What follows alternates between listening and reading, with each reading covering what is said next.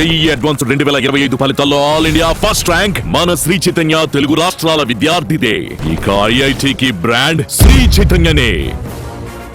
శ్రీశైలం ప్రాజెక్టులో పనిచేయాలంటే సిబ్బంది పనిష్మెంట్లా భావిస్తున్నారా? సరైన సౌకర్యాలు, పిల్లల చదువులకు తగిన అవకాశాలు లేక ఇక్కడికి పోస్టింగ్ రావాలంటే అధికారులు ఆసక్తి చూపడం లేదా? ఓవైపు నిధులు, మరోవైపు సిబ్బంది కొరతతో శ్రీశైలం జలాశయం నిర్వహణకు ఇబ్బందులు తలెత్తుతున్నాయి. రాయలసీమలో కీలకమైన ఇరిగేషన్ ప్రాజెక్టులన్నీ శ్రీశైలం జలాశయంపై ఆధారపడినవే. KC canal, SRBC, Telugu Ganga, Galeru Nagari ప్రాజెక్టులకు ఇక్కడి నుంచే పోతిరెడ్డిపాడు హెడ్ రెగ్యులేటర్ ద్వారా నీరు అందుతుంది. తమిళనాడుకు తాగునీరు చేరుతుంది. రాయలసీమలోని కర్నూలు, అనంతపురం, కడప, చిత్తూరు జిల్లాలకు సాగునీరు, తాగునీరు అందించే హంద్రీనీవా ప్రాజెక్టుకు నీరు అందించేది శ్రీశైలం జలాశయమే. ఇంత కీలకంగా ఉన్న ప్రాజెక్టులో 44 ఏఈఈ పోస్టులుంటే కేవలం 10 మంది మాత్రమే ఉన్నారు. డిఈఈ, ఎస్సీ స్థాయిలో పోస్టింగ్ ఇచ్చినా ఇక్కడ ఉంటూ పూర్తికాలం పనిచేసే అధికారులు కొందరు మాత్రమే. వీలైనంత వరకు ఇక్కడి నుంచి బదిలీ లేదా డిప్యుటేషన్పై వెళ్లడానికి వచ్చినప్పటి నుంచి ప్రయత్నిస్తూ ఉంటారు.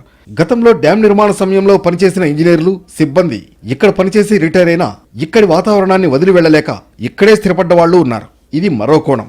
కాకపోతే ఇప్పుడు ఇక్కడ ఎలాంటి సదుపాయాలు లేవని, పని చేయలేమని వెళ్లిపోతున్న వాళ్లే ఎక్కువగా కనిపిస్తారు.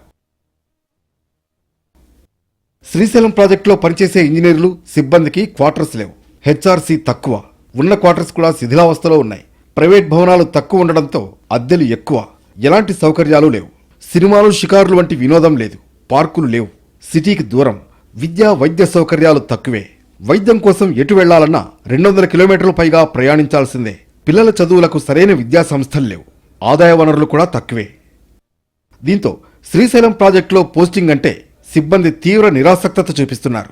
శ్రీశైలం జలాశయం నిర్వహణకు ఇంజనీర్లు, సిబ్బంది అనేక కష్టాలు పడుతూ కాపాడుతూ వస్తున్నా వారిలో ఒకంత నిరుత్సాహం పాలు కనిపిస్తోంది. కొత్తగా పోస్టింగ్ ఇచ్చినా ఇక్కడ పనిచేయడానికి ఆసక్తి చూపకపోవడంతో ఖాళీలు ఎక్కువగా ఉంటున్నాయి.